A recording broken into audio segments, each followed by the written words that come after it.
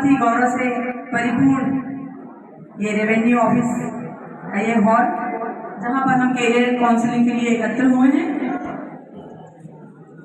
Most respected the great personalities Mr and Mrs Sikdar, मेरी परिषद के सभापति भाई राजाराम शर्मा जी, इस रेवेन्यू ऑफिस के अनुविभागीय अधिकारी बड़ी ही कर्मठ निष्ठावान ऐसे आशुतोष महादेव ठाकुर जी, ऐसे ही हमारे तहसीलदार सर धुर्वे जी, स्कूलों से उपस्थित प्राचार्य दिनेश शरणागत जी, संजय वाजपेयी जी, मरावी सर, भटकड़ी सर जी, समस्त टीचर्स एंड ऑल स्टूडेंट्स।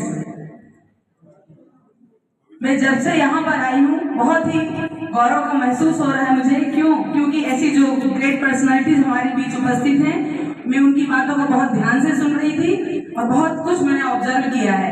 जैसे कि अभी वाजपेयी सर ने दोहराया, यू कैन डू इट, आप कर सकते हैं। और मैं अपने तरफ से और 3 बातें कहूंगी कि आपके अंदर हेजिटेशन नहीं होना चाहिए, कंपेरिजन नहीं होना चाहिए और कम्युनिकेशन पावर होनी चाहिए। यहाँ जो हायर परसेंटेज लेकर के बच्चे बैठे हुए हैं, उनसे मैं रिक्वेस्ट करूंगी कि जो आपकी फ्रेंड्स हैं, चाहे वो गर्ल्स हैं या बॉयज हैं, उनसे आप खुद जाकर के एनकरेज करें, उन्हें बताएं कि आप यहाँ पर थोड़ा सा कम है, यहाँ पर आपको ये करना चाहिए। जिस जगह पर आप स्टैंड है, जहाँ आपका इकोनॉमिकली प्रॉब्लम्स हो सकती हैं, थोड़ा हमारी फैमिली इकोनॉमिकली वीक हो सकती है, लेकिन वो कोई मैटर नहीं होता, डजंट मैटर। क्यों? क्योंकि आपके अंदर जो क्रेविंग होती है, वो क्रेविंग आपको गवर्नमेंट स्कूल और प्राइवेट स्कूल से कंपैरिजन नहीं कर सकती है, क्योंकि वो क्रेविंग आप हिंदी माध्यम से भी आप आगे बढ़ सकते हैं। वहाँ आज एक बेटी ने नीट के लिए जो क्वेश्चन किया, मैं ये कहना चाहती हूँ, मैं आपको पहले अपना परिचय दे दूं कि मैं नैनपुर की बेटी हूँ। शायद सर मुझसे थोड़ा सीनियर हो सकते हैं, लेकिन मैं गवर्नमेंट स्कूल जो हमारे कन्या स्कूल हुआ करता था, जो बेटियां बैठी हैं, वहाँ की एक बहुत अच्छी छात्रा हुआ करती थी।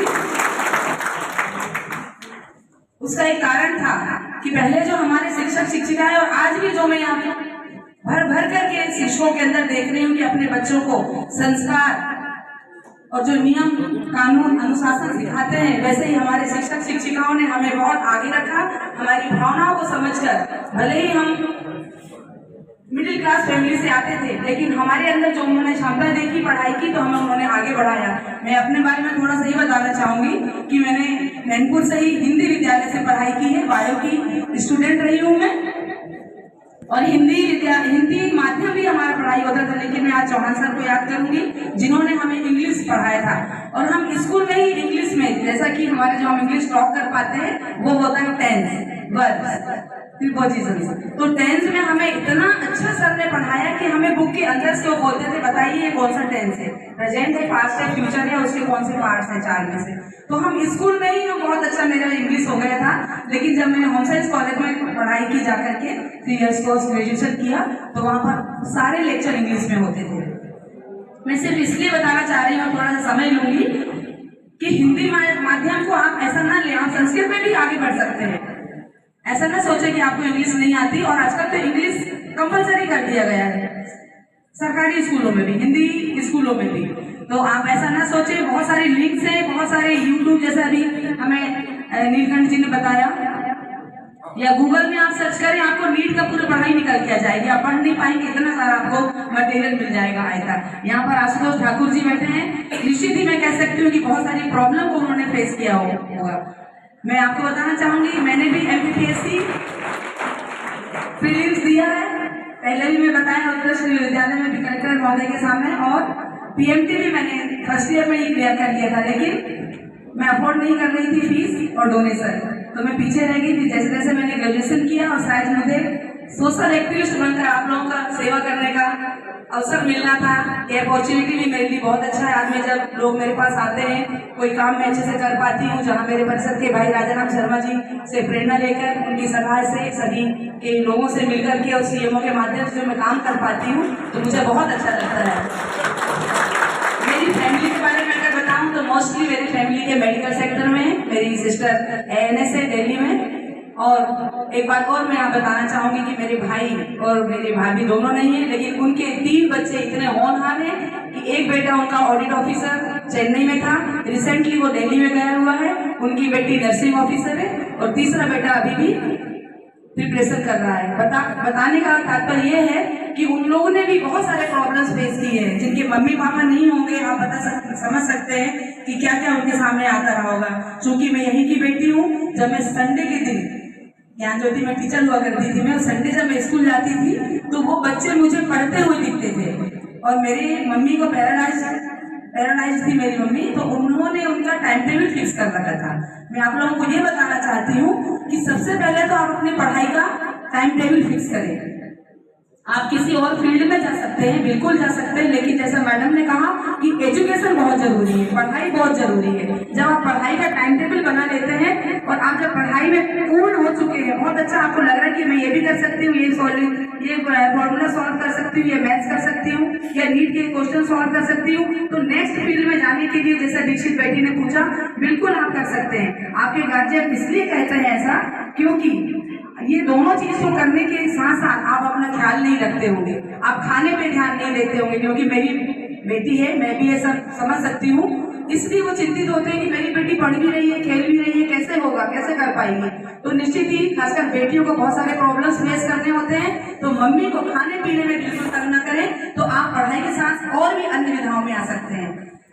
अभी इतनी ग्लोबल वार्मिंग जॉब्स के लिए, गवर्नमेंट जॉब्स के लिए, भारत सरकार कहूँ या राज्य सरकार कहूँ, हमारे बहुत सारे स्किल उन्होंने सामने रखे हुए हैं, चाहे वो हमारे ऐसे कैरियर काउंसलिंग के माध्यम से, स्कूलों के माध्यम से, या फिर हम हमारे पॉलिटिकल के माध्यम से, सोशल मीडिया के माध्यम से हम सभी को बताते हैं कि बहुत सारे, जैसे फ्री ऑफ कॉस्ट अभी बेटे ने बताया, बहुत सारी लिंक्स ऐसी होती हैं।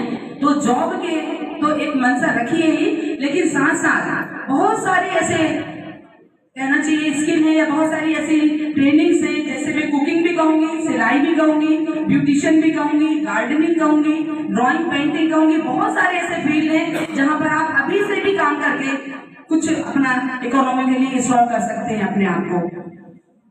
इंस्टाग्राम में, फेसबुक में अपना समय किसी का लाइक कमेंट्स करके, फॉलो करके व्यस्त ना करें, एक दिन वेस्ट ना करें। एक दिन ऐसा होगा कि लोग आपको लाइक कमेंट करेंगे, क्यों ना उसका वीडियो या उसका कोई स्टोरी बनाकर आप खुद उसमें डाल सकते हैं। मोबाइल का मिसयूज ना करें, बहुत अच्छा एक माध्यम है आपके स्किल को स्ट्रॉन्ग करने के लिए। आपके मम्मी पापा के तरफ से और हमारे पूरी अतिथियों के तरफ से मैं आप लोगों को बोलना चाहूंगी, पूरे शिक्षक शिक्षिकाओं के, प्राचार्यों की तरफ से, कि मोबाइल का मिसयूज ना करें। मोबाइल में बहुत अच्छी अच्छी चीजें हैं जो आपको स्ट्रॉन्ग करने के लिए, अपने परिवार को मजबूत करने के लिए आप उसमें से सीख सकते हैं। ज्यादा समय नहीं लूंगी। पुनः आप लोगों को ऐसे कैरियर काउंसलिंग से आपने जो गिफ्ट के तौर पे आपने हमारे द ग्रेट पर्सनालिटी से आपने जो गिफ्ट के तौर पे आज लिया होगा, जरूर उसको आप अपने इसमें अपने स्किल को स्ट्रॉन्ग करने के लिए उसमें फॉलो करें, उसका अनुसरण करें। और निश्चित ही एक बार जरूर कहूंगी कि अपनी पढ़ाई को भी स्ट्रॉन्ग करने के लिए एक टाइम टेबल जरूर बनाएं। और एक बार जो कहीं जा रही थी कि अगर कुछ भी चीज आपने लिया है उसे नोट जरूर करें। इसके लिए अगर कोई पेपर भी पढ़ा हुआ तो उसको उठा करके रखें, उसे पिन अप करके, अगर कभी कुछ आपको लगता है कि मुझे कुछ किसी नदी के बारे में या किसी महानगर के बारे में कुछ मुझे जानकारी मिली, तो उसको नोट कर लें। नोट करने से क्या होता है, कभी जब उसे आप पलट कर देखेंगे, रिवाइज करेंगे, तो आपको फिर से वो याद हो जाएगा। मेरे साथ तो ऐसा होता था कि मैं कॉपी में कहाँ पर लाइन खत्म हुई और सेकंड अब मैंने कहाँ से शुरू किया, लिखते लिखते मुझे याद आता था। मोस्टली स्टूडेंट्स के साथ भी ये बात होती होगी कि वे करती है, यहाँ खत्म हुआ और यहाँ से मैंने अगला सेंटेंस शुरू किया, ऐसा होता है। तो लिखने की आदत जरूर डालें। थोड़ा सा इसमें जरूर लेजीपन होता है, लेकिन जरूर लिखें। और जो पेज होते हैं उसको वेस्ट करते हैं, उसे जरूर अपने साथ रखें, उन्हें पिन अप करके उन्हें भी यूज करें। तो आपको अलग से कोई डायरी या कॉपी जो आप यूज करते हैं, तो घर में आपको बर्डन देने की जरूरत नहीं कि मुझे एक और कॉपी चाहिए। ये मेरा एक एक्सपीरियंस है, इसलिए मुझे आपसे कहा। मैं जब ग्रेट पर्सनालिटीज को बहुत थैंक्स देती हूँ